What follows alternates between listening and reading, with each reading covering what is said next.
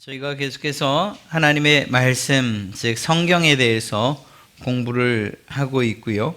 또 특별히 그 성경이 갖는 특징들이 무엇인가를 살피면서 계시성, 그리고 영감성, 그리고 또 오늘 권위성에 대해서 살펴보려고 합니다.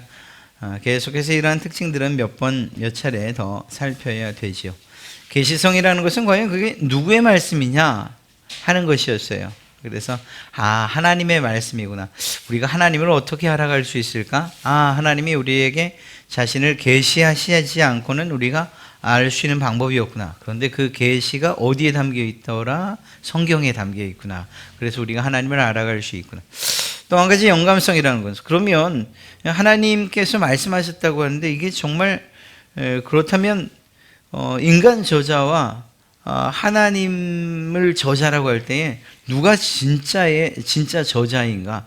누가 정말 이 글을 우리에게 주신 것인가? 그리고 그런 면에서 볼 때에 인간 저자들의 그런 역할들은 무엇이었는가 살피면서 하나님께서 인간들에게, 사람들에게 영감을 주시고 감동을 주시고 감화를 주셔서 그 사람들의 인격과 환경과 직업과 성격 모든 것들을 통해서 결국은 하나님의 그 영감된, 하나님께서 주신 감동의 내용들을 기록하게 하셨구나. 그래서 인간 편의 100%, 하나님 편의 100%라고 그렇게 영감성에 대해서 살펴봤습니다. 그렇게 해서 성경이 기록되었다는 것을 알 수 있게 되죠. 오늘은 바로 이 권위성에 관한 이야기입니다. 권위. 이 권위를 이야기하면 결국은 이 권위에 대한 우리의 반응, 그래서 우리의 믿음과 그리고 행동이 무엇을 따라가야 하는가에 대한 그러한 답을 얻게 될 것이에요. 모든 사람들은 자기가 믿는 바, 그리고 따르는 것에 의해서 행동하기 마련입니다.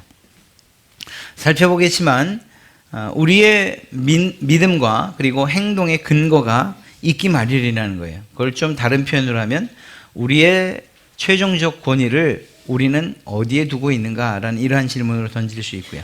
이 권위라는 것을 이야기하면 서로 상호 간의 관계적인 용어로 이야기할 수 있고요. 좀 넓은 의미로 이야기하면 통치와 관련된, 그리고 또 어떤 지배하는 것과 관련된 그러한 용어라고 이야기할 수 있습니다. 권위는 사람들의, 여러분이나 저의, 또 모든 사람들의 믿음과 행동의 근거가 되고 믿음과 순종을 이끌어내는 힘을 말하는데, 우리는 이렇게 믿어요. 모든 권위는 하나님께로부터 시작된다, 이렇게 믿어요. 그리고 하나님은 그러한 자신의 권위를 부모나 지도자, 통치자 등 위임하셨다, 이렇게 믿는 것이 우리 신자들의 믿음입니다. 그렇다면 세상 사람들은 어떤 권위 아래 복종을 하고 살아가는가? 이러한 질문을 던질 수가 있는데요.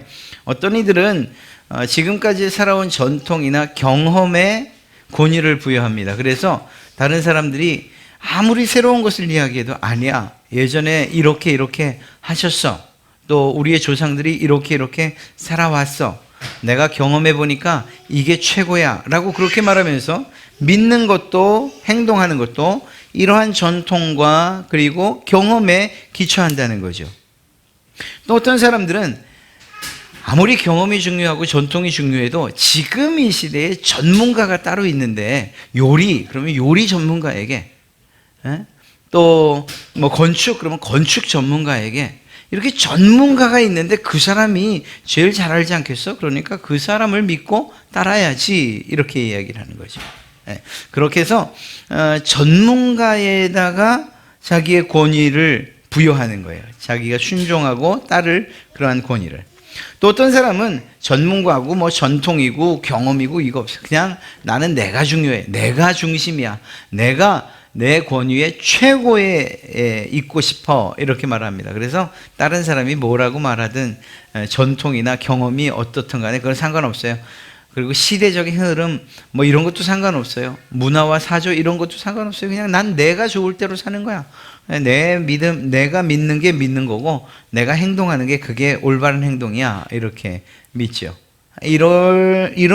그래서 내 생각과 느낌을 믿고 그렇게 행동하는 사람들도 있어요. 그 사람은 그 사람이 따르는 최고의 권위의 자리에 누굴 둔 건가요? 자기 자신을 둔 거죠. 이렇게 어떤 사람이 어떤 일을 믿는다 혹은 어떤 행동을 한다 할 때는 자기가 가장 가치 있게 여기는, 그리고 가장 권위 있게 여기는 그것에 복종한다는 것입니다.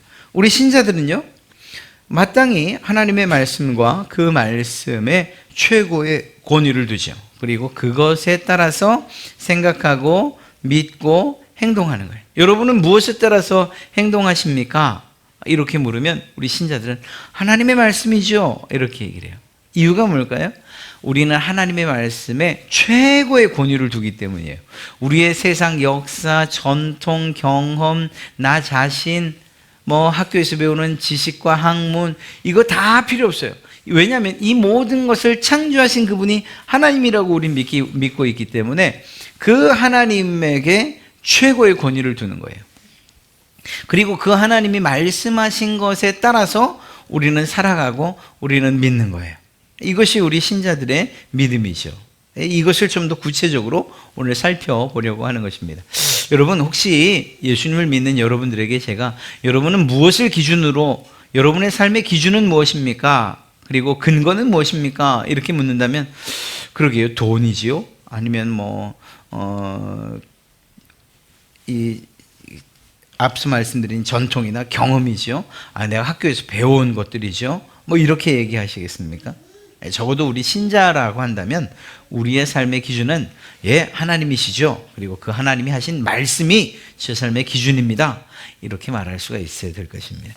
자, 이 권위를 이야기할 때에 항상 어떤 것들은 대부분의 것은 양쪽으로 극단적으로 발현되기 마련입니다. 이 권위도 마찬가지인데요. 한편은 바로 권위에 대해서 아주 순종을 강요하는 거예요. 그래서 권위주의로 나가죠. 그래서 자신이 하는 일이 부당하고 불합리하고 부도덕적이고 부조리한 것임에도 불구하고 내가 하라면 해, 이렇게 말하는, 그래서 권위주의적인 이러한 상황으로 치닫게 됩니다. 예를 들면 부모니까 내가 널 낳았잖아, 선생님이니까 내가 널 가르치잖아, 목사니까 내 아래에 있는 양들이잖아, 국가니까 백성이니까 따라해야지, 이렇게 말하는 거예요. 그래서 옳지 않음에도 불구하고 일방적으로 요구하는, 순종을 요구하고 복종을 요구하는 이러한 권위주의, 쉽게 요즘 말로 하면 갑질을 하는 그러한 일들이 생기게 되죠. 그런데 이게 권위를 행사하는 편에서만 문제는 아니에요. 이러한 권위주의가 반대 권위에 순종하는 사람 입장에서도 그게 너무 강제가 되면 안 하면 안 될 것 같은, 뭔가 어떻게 좀 단어 표현이 좀 그렇지만 비굴해지기까지 하는, 어떻게 해서든지 살아남으려고 애를 쓰는 것 같은 이런 모습으로 권위에 아주 복종하는 이런 모습으로 나타나기도 해요. 어쨌거나 이 권위주의가 이런 식으로 발현되는 것은 결코 옳지 않습니다.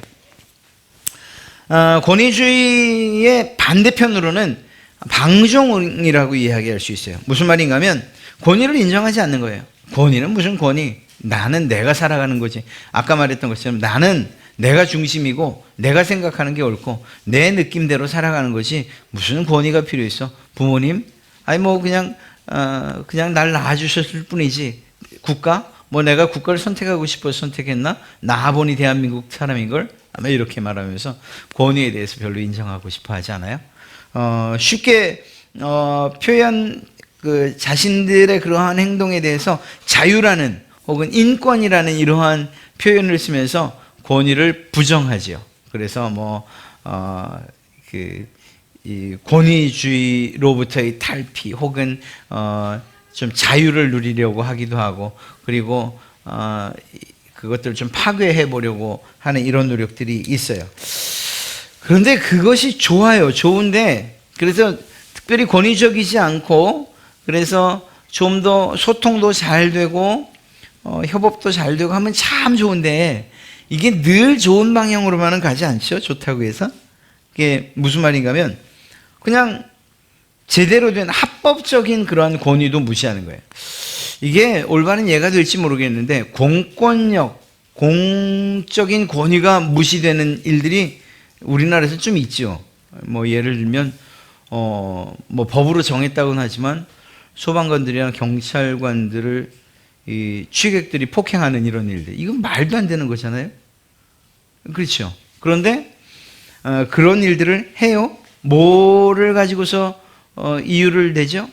자유 또 나의 권리가 있는데 상대방 권리는 인정 안 하면서 합법적인 이러한 권위조차도 무시하는 거예요. 이건 가장 기본적인 틀, 그리고 사회의 구조, 그리고 조직들을 유지해 가기 위한 가장 기본적인 것임에도 불구하고 그것조차 무시해요.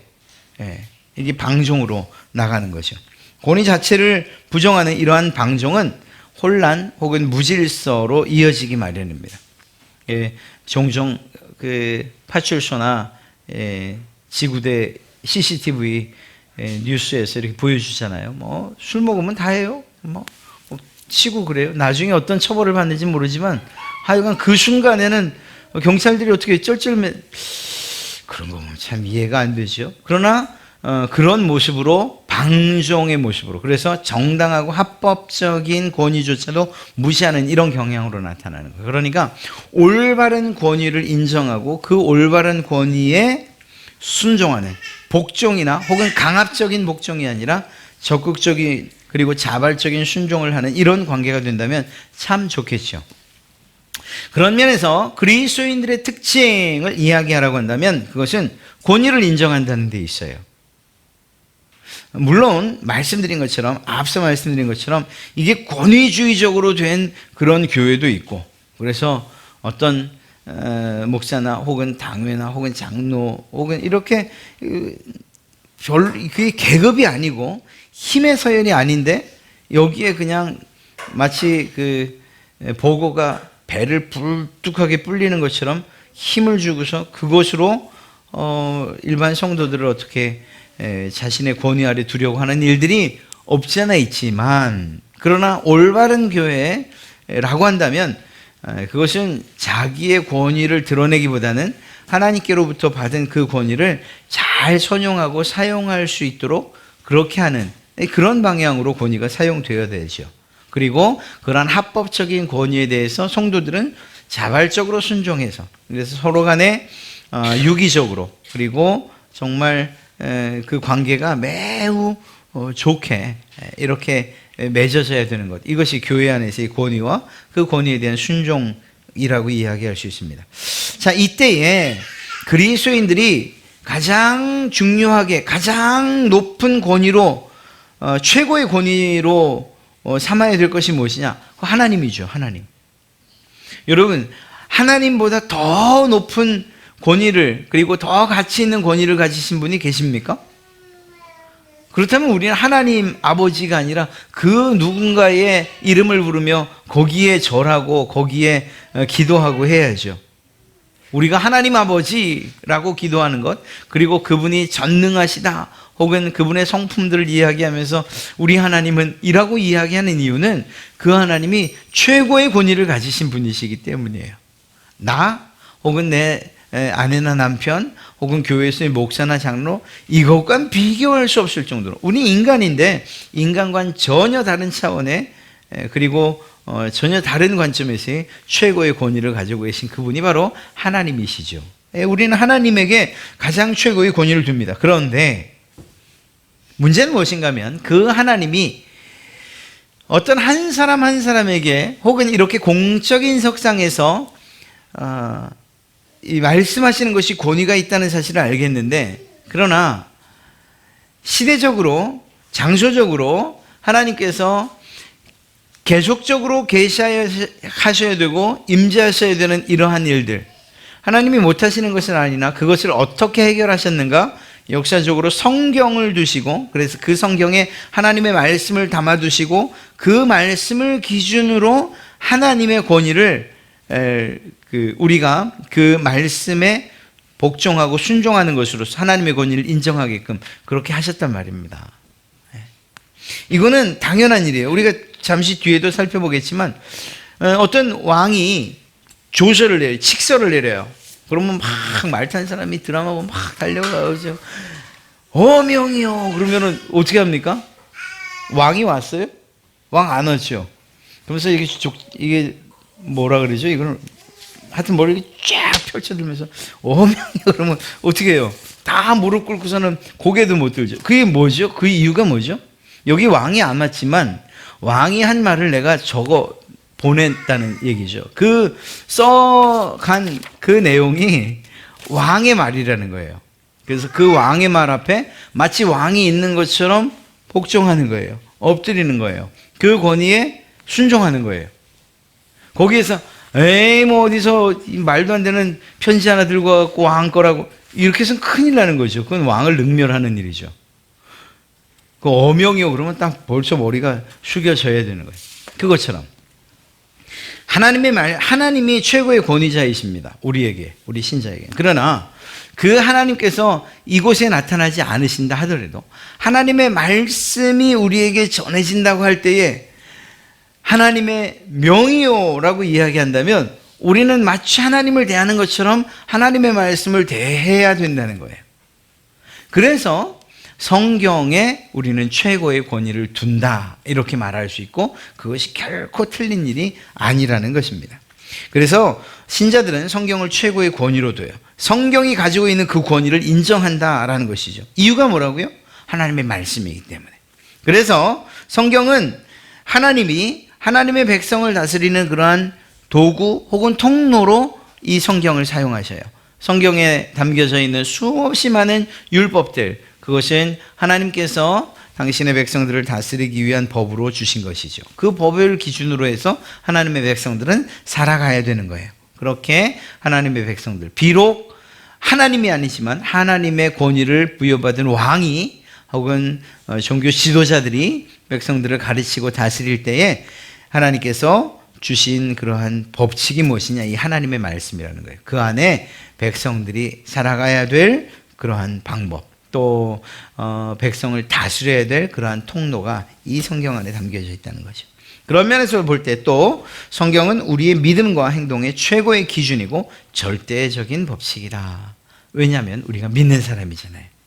우리가 신자잖아요. 하나님을 믿는 신자잖아요. 하나님께서 말씀하신 대로 순종하겠다고 우리는 다짐을 했잖아요. 그런 입장에서 우리가 그러면 어떻게 살아야 되는가? 하나님의 말씀대로 살아야죠. 하나님이 날마다 우리에게 말씀하신다면 우리는 그렇게 살아가야 돼요. 새벽에 나와 기도하면 하나님이 이렇게 말씀하십니다. 그렇게 살아야 돼요. 그런데 그것과 똑같은 일을 무엇이 하고 있느냐? 성경이 하고 있다니까요. 그래서 내가 어떤 문제가 생기고 어떤 일들이 생겼을 때 하나님 이거 어떻게 하면 좋습니까? 성경을 읽다 보니 거기에 답이 있어요. 하나님의 말씀이기 때문에 우리는 그 답을 하나님이 하신 말씀, 하나님이 주신 답이라고 우리는 믿는 거죠. 그래서 성경에는 우리가 어떻게 살아야 되는지 우리 신자들이, 그리고 또 어떻게 행동해야 되는지, 무엇을 믿어야 되는지에 대한 그러한 최고의 기준과 그리고 법칙이 담겨 있다라는 것입니다. 그런 면에서 볼 때 이걸 역으로 뒤집으면 보세요. 성경대로 신자는 성경을 기준으로 해서 성경을 믿고 그리고 성경의 말씀대로 살아야 돼요. 행동을 해야 돼요. 자, 그러면 반대로 말하면 내가 지금 잘 믿고 있는가? 내가 지금 잘 행동하고 있는가? 내가 신자라고 하는데 내 믿음이 맞는가? 내가 이렇게 살아도 되는가? 내 자신을 스스로 검증해 보고 싶으면 우리는 무엇을 보면 되죠? 성경을 보면 되는 거예요. 예, 맞아요. 그게 정답이에요. 내가 이렇게 생각해도 되는가? 내가 이렇게 믿어도 되는가? 성경을 보는 거예요. 그리고 그 기준에 따라서, 그 원칙에 따라서 아니라고 하면 내가 믿은 게 잘못됐구나. 맞다고. 그렇지, 내가 잘 믿고 있었지. 행동하는 것들 성경에서 말하고 있는 대로 행동하고 있다면 내가 역시 내가 행동하고 또 사는 게 틀리지 않았어요. 잘못됐으면 이거 내가 잘못 생각했구나, 잘못 행동했구나, 수정하고 회개하고 돌이키고, 이러한 일들이 우리에게 있어야 되는 거죠. 성경은 그렇다면 이러한 이 권위를, 성경에다가 최고의 권위를 둘 때 우리가 한 가지 질문과 대답을 해야 돼요. 그래, 그게 최고의 권위라면, 그래서 하나님의 말씀이라고 한다면, 그렇다면 정말 그러냐라는 그러한 질문을 해봐야 되는 거죠. 성경이 정말 하나님의 말씀 맞아? 물론 우리가 이걸 이미 계시성이나 영감성을 통해서 우리는 확인을 했어요. 그러나 그 부분들을 확인하지 않았다 치면 우리는 하나님의 말씀, 이 성경대로 살아야 돼. 왜냐하면 하나님의 말씀이니까. 이렇게 대답하셨죠. 그러면 제가 묻는 거예요. 아니 근데 그게 정말 하나님의 말씀이 맞아? 이렇게 물을 때 우리가 뭐라고 대답을 해야 되느냐 하는 거예요. 맞지. 그러면 사실 끝나는 얘기인데 그걸 좀 더 한번 풀어보자는 얘기죠. 성경은 정말 하나님의 말씀인가? 예, 성경 자체가 성경을 하나님의 말씀이라고 증거하고 있어요. 성경 안에서 이 기록된 이 말씀들의 내용을 읽다 보니까 성경에 기록된 그 내용 자체가 하나님의 말씀이라는 사실들을 증거해 주고 있는 거예요. 웨스트민스터 1장 5절을 보면 성경이 천국의 내용을 다룬다는 사실, 교리의 능력, 문체의 장엄성, 모든 부분의 일관성, 하나님께 모든 영광을 돌리는 전체의 시야, 인간의 구원에 이르는 길이 완전히 나타나 있다. 그 외에 비교 대상이 없는 많은 탁월성, 전체적인 완전성 등은 성경이 하나님의 말씀이라는 데 충분한 증거가 되는 거예요.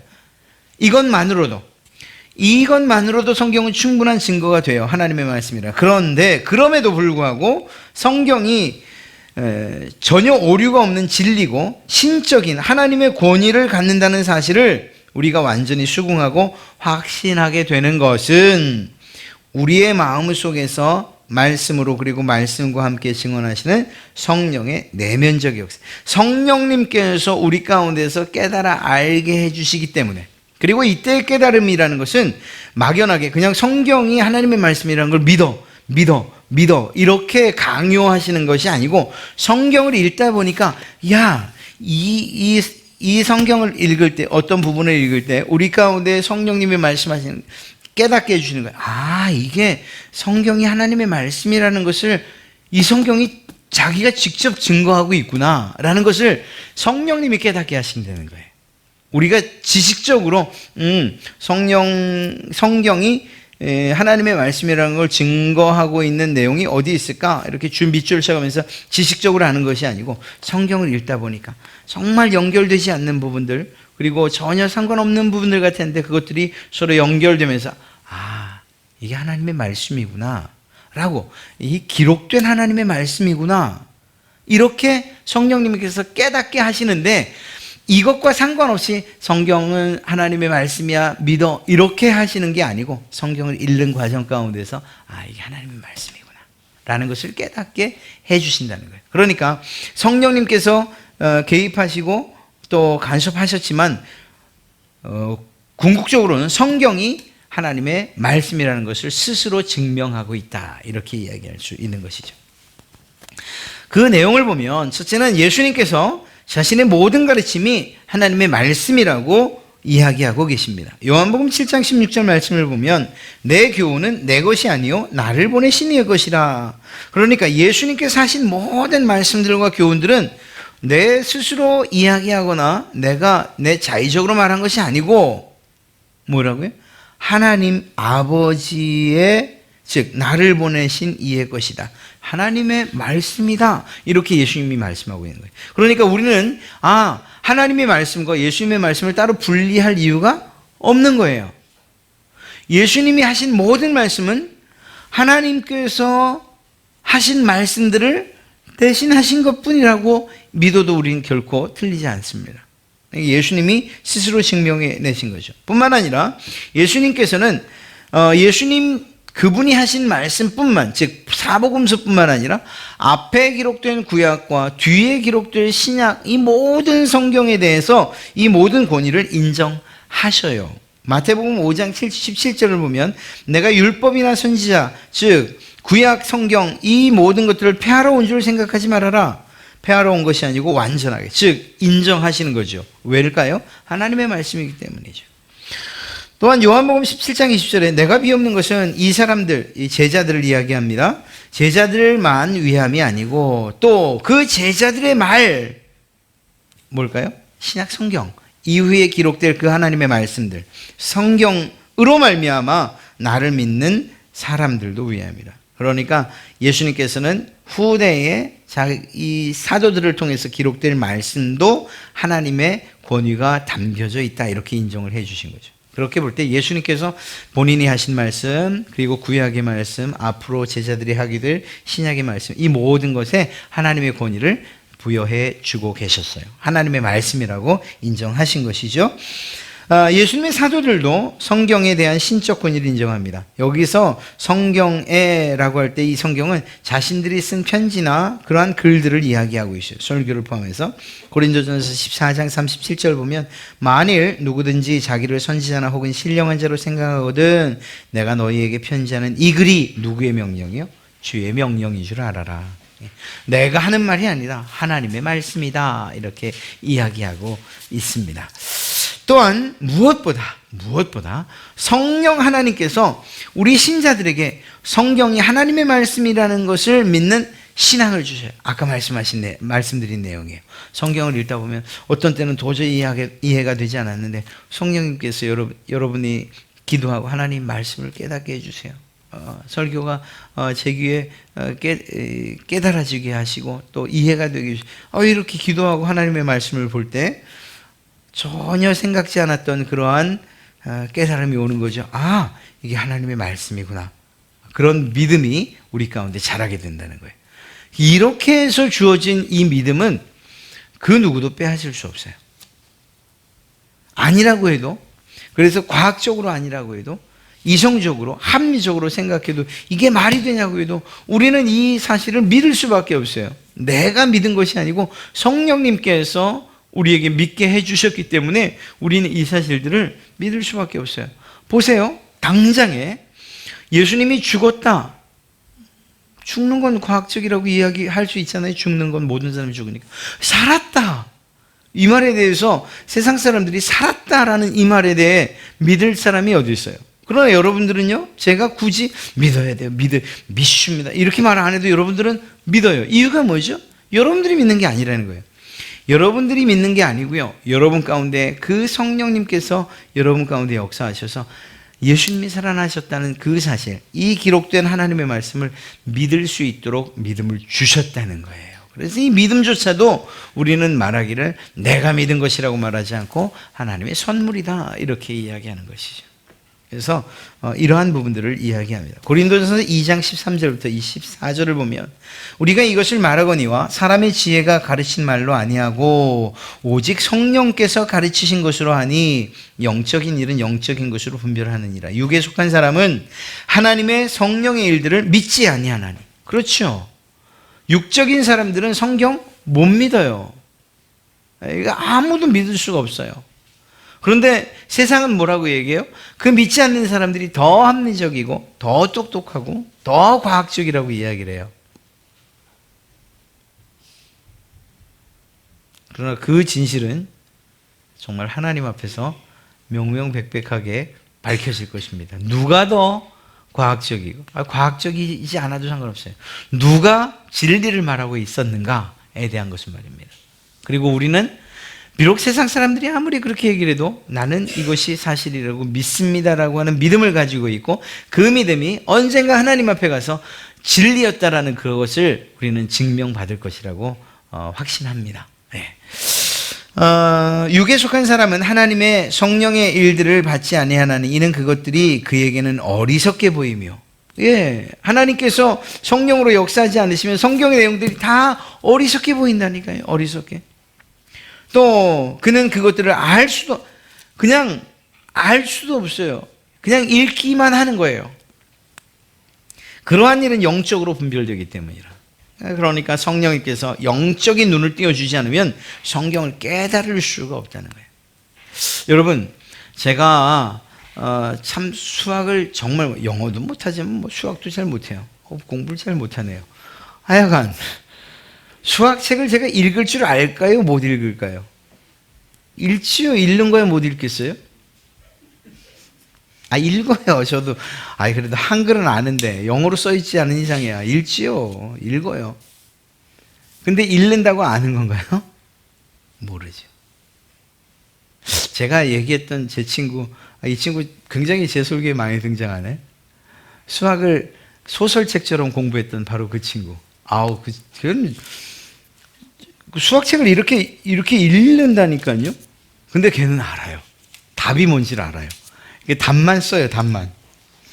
그냥 어떻게, 글자는 진짜 못 썼거든요. 완전 악필이에요. 근데 식도 맞고 답도 맞아요. 어떻게 그렇게 수학책을 그냥 이렇게 눈으로 풀죠? 근데 걔는 알아요. 그 친구는 아는 거예요. 저는요, 소리 내서도 읽을 수 있고요. 다 읽어요. 근데 답은 몰라요.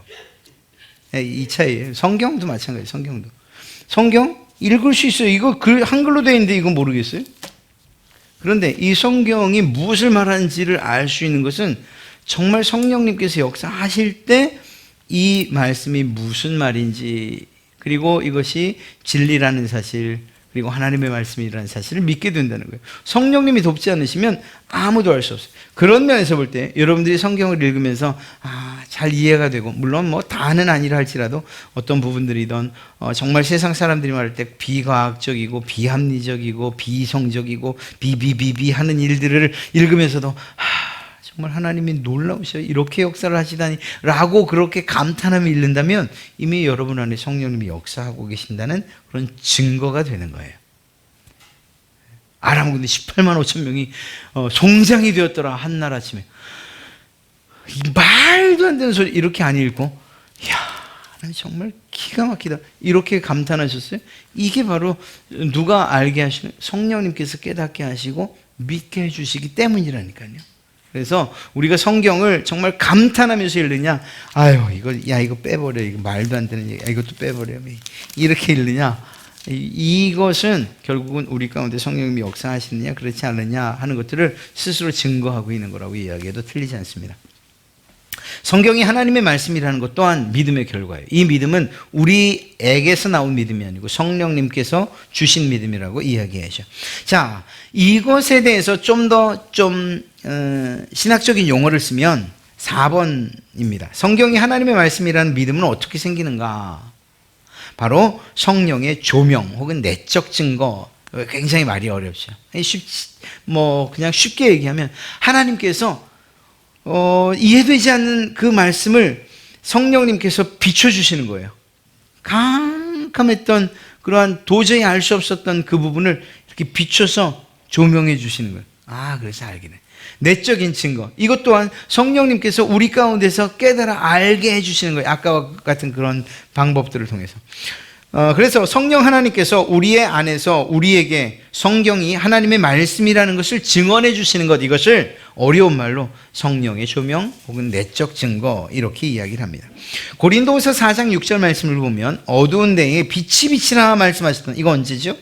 창조 때에 참 빛을 만드셨던 그 하나님께서 어두운 데 빛이 비치라 말씀하셨던 그 하나님께서 오늘날 우리에게도 예수 그리스도의 얼굴에 있는 하나님의 영광을 아는 빛을 누구에게? 바로 여러분의 마음에 비춰주셨어요. 그 하나님께서 비춰주실 때 비로소 우리는 그 하나님의 말씀을 깨닫게 되는 것이라니까요. 이게 참 이게 오해의 소진에 있어요. 제가 이야기하는 걸 오해하지 마세요. 성경을 얼마만큼 많이 읽었느냐, 100독이냐 200독이냐 300독이냐 중요해요. 정말 중요한 일이에요. 그러나 성령의 조명 혹은 내적 증거 없이 200독, 300독, 400독을 하는 것은 정말 그 이후에 하나님이 딱 깨닫게 하신 다음에 읽었던 모든 것들이 유익이 될지는 모르지만 이러한 성령의 조명이나 내적 증거가 끝까지 없다면 100독, 200독인 별 의미가 없는 거예요. 왜? 깨닫지 못하니까. 이 말이 여러분에게 소망이 안 되기를. 한 번을 읽어도 정말 하나님께서 여러분의 마음 가운데 역사해 주셔서 그 말씀들을 깨닫게 하신다면 그것이 하나님의 은혜요, 또한 이 일을 통해서 우리는 성경이 하나님의 말씀이라는 것을 확실히 믿게 되는 것입니다. 성경이 하나님의 말씀이라고 믿어지는가 아닌가는 성경이 말하는 참신자인지 아닌지를 분별하는 기준인데요. 자, 이건 아까 얘기한 걸 바꿔 이야기하는 거예요. 난 정말 제가 20년, 제가 벌써 50년, 저 52년, 53년 믿었네요, 제가. 53년 믿었어요. 제가 53년 믿은 사람이에요. 성경을 뭔데 몰라. 아무것도 이해도 안 돼요. 까만 건 글씨고, 하얀 건 종이고, 옆에 써있는 건 관주라고 얘기했었고, 그래도 어디에 뭐가 붙었는지는 다 알아요. 그건 중요한 게 아니에요. 무슨 말인가 하면 성경이 하나님의 말씀이라고 믿어지지 않는다면 몇십 년을 믿었어도 그래도 그는 참신자라고 불려질 수 없다는 겁니다. 즉 다시 말해 우리가 하나님 앞에서 신자냐 불신자냐라고 하는 것은 우리의 신앙의 행위들이나 외적인 모습들로 판가름 나는 게 아니고 하나님의 말씀을 어떻게 대하는지 그리고 그것들을 어떻게 믿는지와 관계되어 있다는 것을 말씀드리는 것입니다. 마지막 5번인데요. 성경이 하나님의 말씀으로서 최종 권위를 갖는다면 우리는 그렇게 믿어요. 그렇죠? 여러분도 그렇게 믿고 그렇다면 우리는 바로 이 성경에 대해서 어떤 태도를 취해야 하는가? 아까 말씀드렸던 말이 반복되기도 합니다만 성경에 대한 태도는 즉 하나님에 대한 태도와 같다 이렇게 봐야 돼요. 그렇다고 해서 이건 막 뭐 흠날까 막 이렇게 들어가고 뭐 이런 말은 아니에요. 하나님이신데 따뜻한 데 계셔야지. 이걸 말씀드린 게 아니에요. 성경을 대하는 태도. 아까 말씀드린 것처럼 왕의 칙서를 전달받는 자가 예를 취하죠. 어명이요라는 말에 거긴 왕도 와 있지 않고 그냥 종이 조각 하나 있는 건데 그 종이 조각 앞에 무릎을 꿇고 머리를 조아린단 말이에요. 그런 태도예요. 하나님의 말씀입니다 라고 하면 그 말씀을 대할 때 하나님을 대하는 것처럼. 그래서 여기에서 설교나 혹은 하나님의 말씀을 읽을 때 우리의 자세가 그만큼 중요하다는 결론에 이르게 되는 거예요. 그러니까 우리가 이걸 강제할 수는 없지만 그러나 하나님의 말씀으로 받는 사람들은 하나님의 말씀이 전달되지는 설교 때에 설교가 이렇게 선포될 때에 하나님이 앞에 계신 것처럼 자세를 취할 수밖에 없는 거예요. 그렇죠? 왜 강제로 예배 시간에 거룩해야 돼요, 경건해야 돼요, 이런 이야기를 굳이 하지 않아도 비록 여기에 하나님께서 와 계시지 않더라도 하나님의 말씀으로서 하나님이 계시다는 사실을 믿는 사람들은 예배의 태도가 달라질 수밖에 없는 거죠. 그렇죠. 그냥 강연회가 아니잖아요. 독서 토론회가 아니잖아요. 그렇죠. 그렇다고 한다면 이렇게 말할 수도 있는 거예요. 왕의 말을 무시하는 것은 왕을 무시하는 것이다. 이렇게 말해야 되는 거죠. 왕의 말이 막 선언되어지고 있는데 그래서 어명이요 하는데 한번 읽어봐 이렇게 이런 모습으로 있었다? 그럼 그거는 뭐 능지처참을 당해도 할 말이 없는 일 아니겠어요? 왕을 능멸하는 것이니까요. 오늘날도 마찬가지인 거예요. 오늘날 우리 신자들이 하나님의 말씀을 대하는 태도도 마찬가지인 거예요. 그러다 보니까 예배 때 우리의 옷차림이나 우리의 행동 거지들도 그런 면에서 나오는 거예요. 이 강제할 수는 없어요. 제가 다시 말씀드리지만 물론 아주 정말 보기 힘들 정도라면 제가 말씀드리겠지만 그런 정도가 아니라면 제가 굳이 옷차림까지 강제할 수는 없죠. 그러나 제가 강제하고 안 하고의 문제가 아니고 그분이 내가 하나님의 말씀을 듣는 자리에 나오는데 하나님 앞에서 예배한다, 하나님의 말씀을 하나님처럼 여긴다, 존중하고 예를 갖춘다, 이런 자세가 그런 마음이 있다면 그의 옷차림부터 모든 행동이 다 바뀔 수밖에 없는 거죠. 그런 거죠. 성경을 사랑한다, 이건 하나님을 사랑한다고 이해하기에도 틀리지 않은 거예요. 반대로요, 성경을 무시하거나 성경을 멸시한다, 이건 바로 그 말을 하신 하나님, 그 말씀의 주인공이신 하나님을 멸시하고 무시하는 것과 똑같다, 이렇게 얘기도 틀리지 않은 것입니다. 자, 성경이 하나님의 말씀이라면 이 성경의 내용은 참일까요? 거짓일까요? 당연히 참이죠. 하나님이 참이시고 하나님이 진리이신데요. 그렇게 볼 때 하나님의 말씀이기 때문에 모든 성경은 그 내용이 진리고 오류가 없을 수밖에 없는 거예요. 왜 이 말씀을 드리는가 하면, 만약 성경과 다른 말을 하는 어떤 사람이 있다, 성경과 다른 어떤 내용을 전하는 사람이 있다, 그렇게 믿는 사람이 있다 라고 한다면 그가 누구든 간에 그는 거짓말을 하는 자다, 이렇게 말해도 틀리지 않은 거예요. 그래서 성경을 잘 아는 것은 우리가 이 시대에 이단을 판별하는 가장 중요한 기준이 되는 거예요. 그냥 단순하게 이단들에 대해서 그냥 그 사람들이 사용하는 명칭들을 사용해서 크게 구분하기도 하지만, 그러나 엄밀하게 그 사람들이 이단이냐 아니냐를 증거할 때는 성경이 말하는 것을 말하는가, 말하지 않는 것을 혹 말하지 않는가, 말하는 것을 말하지 않는가, 이런 것들을 기준으로, 성경을 기준으로 해서 그들의 이단성을 판별하는 거잖아요. 그러니까 성경이 진리다, 하나님의 말씀이기 때문에 진리다라고 한다면, 이 성경과 다른 말을 한다, 그러면 그의 말은 거짓일 수밖에 없는 거죠.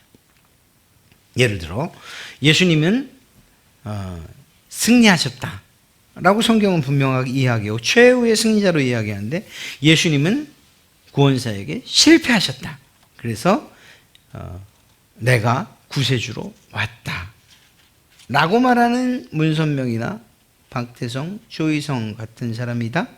그러면 명명백백하게 우리는 그들의 말이 거짓이라고 말할 수 있어야 되는 거죠. 왜? 성경과 다른 말을 하니까. 예수님은 하나님이시다라는 사실을 성경이 분명하게 이야기하고 있는데, 어떤 사람들이 예수님은 이 세상에 가장 피조물 가운데 가장 으뜸이신 분이다 얘기한다면 그들은 거짓말을 말하는 거죠. 바로 여호와 증인들이요.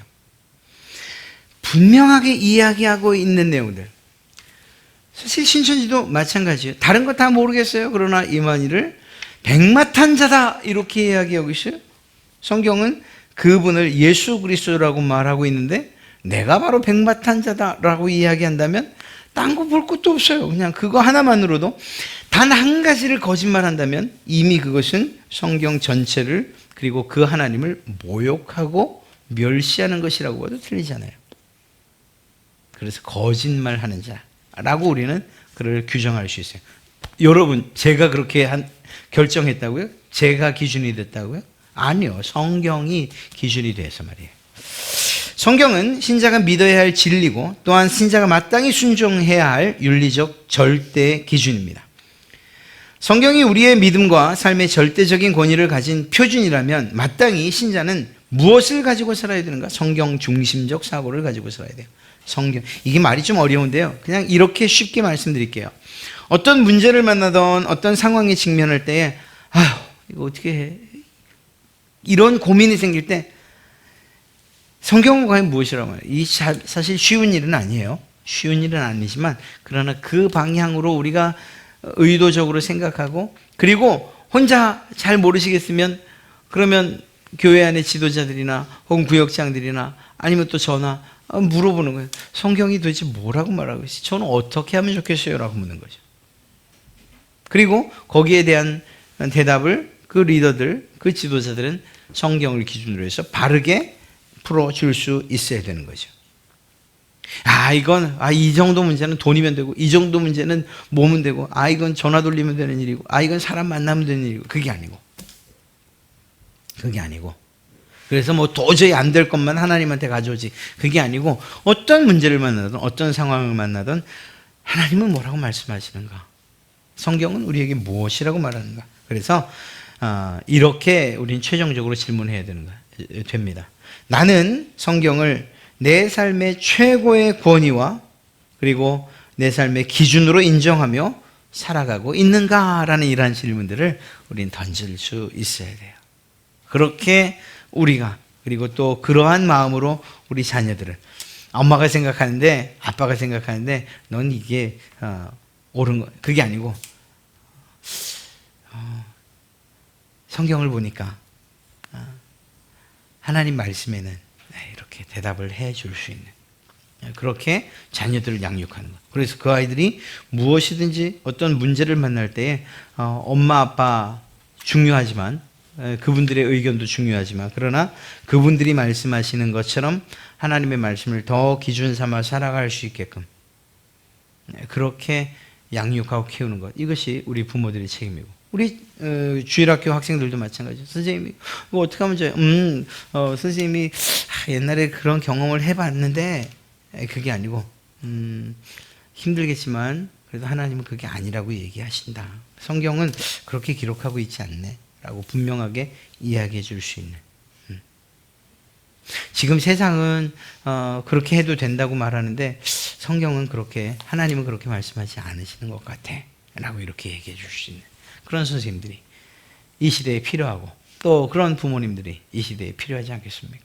그래서 우리의 삶의 그 모든 준거의 틀이 성경이 되도록 그렇게 살아간다면 그렇게 성경의 모든 권위를 두고 살아간다면 그것은 바로 하나님을 존중하고 그리고 하나님을 높이는 그러한 결과로 우리의 삶에 정말 영향을 미치고 열매를 맺게 될 줄로 믿습니다.